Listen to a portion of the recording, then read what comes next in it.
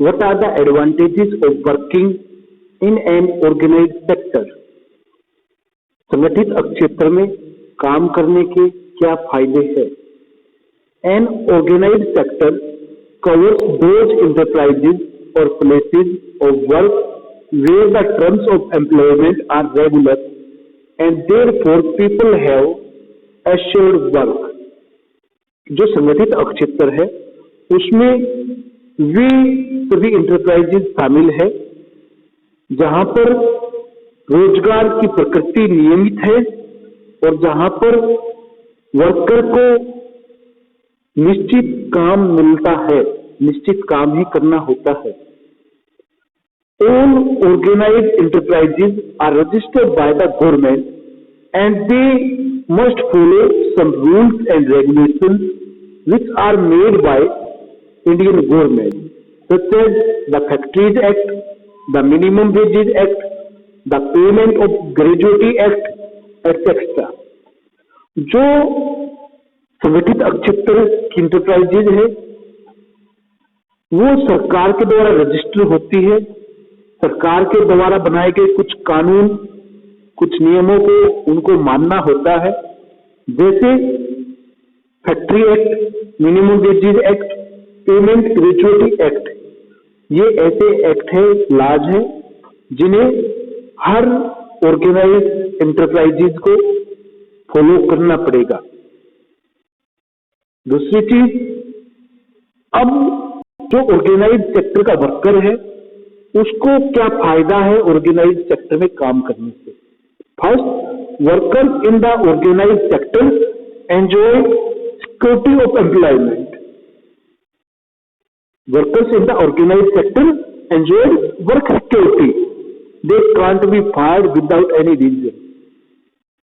जो वर्कर है संगठित क्षेत्र में रोजगार सुरक्षा है उसके पास, उसको उसके रोजगार से, उसके काम से बिना किसी कारण के नहीं हटाया जा सकता.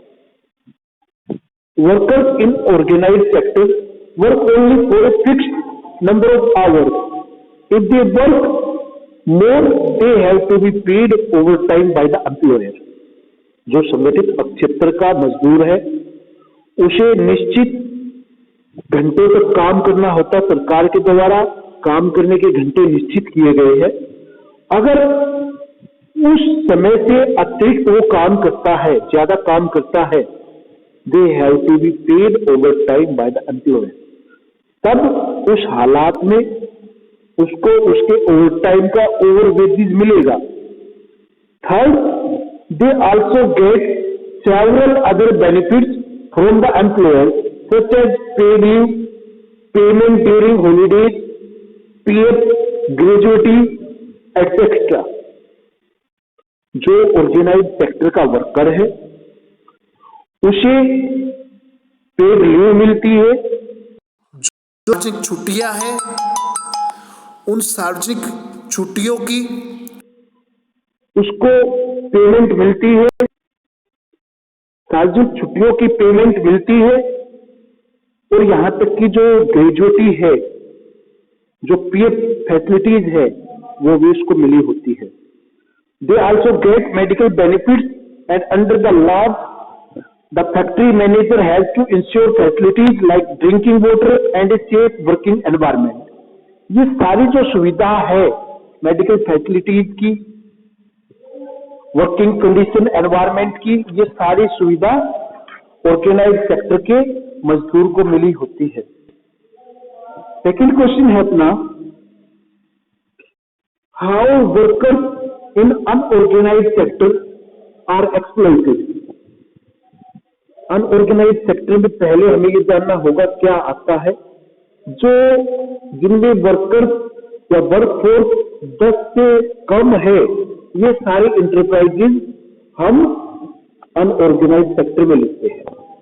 अनऑर्गेनाइज्ड सेक्टर की जो यूनिट इंटरप्राइजेज है, मेनली एग्रीकल्चर जो सेक्टर है वो हम अनऑर्गेनाइज्ड सेक्टर में शामिल करते हैं. या जो डेली वेजेज पर काम करने वाले मजदूर है उनको हम अनऑर्गेनाइज्ड सेक्टर में मानते हैं. The unorganized sector is characteristic by the small and scattered units which are largely outside the control of the government. They are not registered by the government and they can't follow the rules and regulations made by the government. आमतौर पर जो असंगठित क्षेत्र है उसमें जो छोटी छोटी बिखरी हुई जो इकाइयां है उनको हम शामिल करते हैं जो पूरी तरह सरकारी नियंत्रण से बाहर है, ना ये सरकारी नियमों को मानते, ना सरकारी कानूनों का पालन करते और ना ही सरकार द्वारा रजिस्टर्ड होते हैं. Workers working in an unorganised sector get less wages. जो अनऑर्गेनाइज्ड सेक्टर का वर्कर है उसको आमतौर पर वेतन कम मिलता है. There is no provision for overtime, paid leave, holidays leave due to sickness etc. ना ही ओवरटाइम का प्रोविजन है, पेड हॉलीडेज लीव का प्रोविजन है. Employment is subject to high degree of insecurity. A worker in unorganized sector can be fired at any time. They have no job security. जो unorganised sector में काम करने वाला मजदूर है उसके पास जॉब सिक्योरिटी नहीं है, उसको उसके काम से कभी भी भगाया जा सकता, हटाया जा सकता है. कभी भी उसका मालिक उसको अपनी नौकरी छोड़ने के लिए कह सकता है. He asks any time to leave his job. कभी भी गवर्नमेंट उसकी जो जॉब है वो उससे छीनी जा सकती है. Now the question is, what is the differences between public sector and private sector? Yeah, what is the classification of Indian economic sectors on the basis of ownership? स्वामित्व के आधार पे हमने अपनी अर्थव्यवस्था को कितने भागों में बांटा. We classify Indian economy into two categories on the basis of ownership. First is public sector and second is private sector. स्वामित्व के आधार पे हमने जो भारतीय अर्थव्यवस्था है उनको दो भागों में बांट दिया, एक पब्लिक सेक्टर में, दूसरा प्राइवेट सेक्टर में. पब्लिक सेक्टर क्या है? Public sector controlled and managed by the government, while private sector controlled and managed by the individual और ए ग्रुप ऑफ पीपल. जो पब्लिक सेक्टर है वो सरकार के द्वारा नियंत्रित होता है, सरकार द्वारा संचालित होता है, जबकि प्राइवेट सेक्टर किसी निजी उद्यमी द्वारा या एक जो व्यक्तियों का समूह है, उद्यमियों का समूह है, उनके द्वारा संचालित किया जाता है, नियंत्रित किया जाता है. The main M of public sector is public welfare, while the main aim and objective in private sector to earn more and more benefits or profits. जो मुख्य उद्देश्य है पब्लिक सेक्टर का वो है लोगों को सुविधा प्रदान करना, जबकि जो प्राइवेट सेक्टर है उसका मुख्य उद्देश्य लोगों को सुविधा देना नहीं है बल्कि ज्यादा से ज्यादा बेनिफिट कमाना है, ज्यादा से ज्यादा मुनाफा कमाना है. Public sector provides basic facilities like education, health, food and security to the people. जो पब्लिक सेक्टर है वो लोगों को बेसिक फैसिलिटीज मुहैया कराता है, जैसे education, health, food, security. While the private sector provides consumer goods to the people, they can't invest their capital to provide basic facilities to the people. लोगों को जो सुविधाएं हैं वो प्रदान करने में प्राइवेट सेक्टर अपनी पूंजी निवेश नहीं करते. जो प्राइवेट सेक्टर के उद्यमी है, जो पूंजीपति है, उद्योगपति है, वो जो कंज्यूमर गुड्स है उनको प्रोड्यूस करने में अपनी पूंजी लगाते हैं, जहां से उनको ज्यादा से ज्यादा बेनिफिट मिलता है. Indian railway, post office, BSNL, these are the examples of public sector. Post office हो गया, भेल हो गया, हिंदुस्तान पेट्रोलियम हो गया, BSNL हो गया, रेलवे स्टेशन हो गए, ये पब्लिक सेक्टर के एग्जाम्पल्स है. जबकि टाटा, टिस्को, रिलायंस इनको हम प्राइवेट सेक्टर के एग्जाम्पल्स में शामिल कर सकते हैं.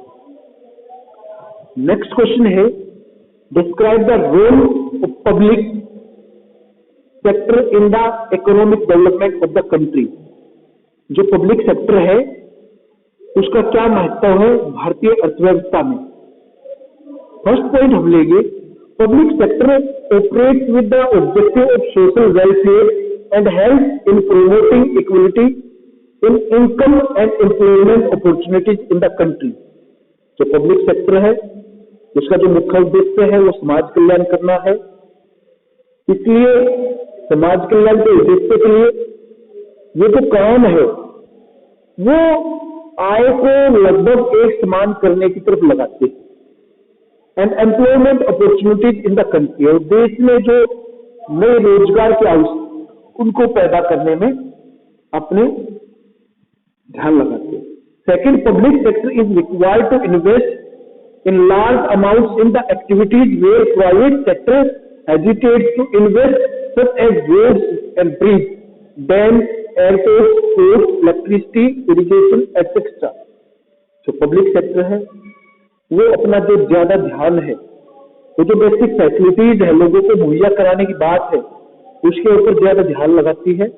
जहां पर प्राइवेट सेक्टर थोड़े से हिचकिचाते हैं अपनी पूंजी का निवेश करते हुए, जैसे रोड कंस्ट्रक्शन को लेकर, ब्रिज कंस्ट्रक्शन को लेकर, डैम्स, एयरपोर्ट, पोर्ट्स, इलेक्ट्रिसिटी, इन बेसिक फैसिलिटीज को प्रोवाइड कराना पब्लिक सेक्टर की रिस्पॉन्सिबिलिटी मानी गई है. This is the responsibility to provide public facilities such as roads, bridges, dams, airports to the people of the world. Providing services such as electricity to small and medium enterprises at subscribed rate so that these units can survive and grow. जो public sector है उसका जो उद्देश्य है वो क्या होना चाहिए कि जो छोटे छोटे उद्यम है, देश के जो छोटे छोटे यूनिट्स है, कारखाने हैं, वर्कशॉप्स है, उनको कम दरों पर बिजली मुहैया करानी चाहिए. अब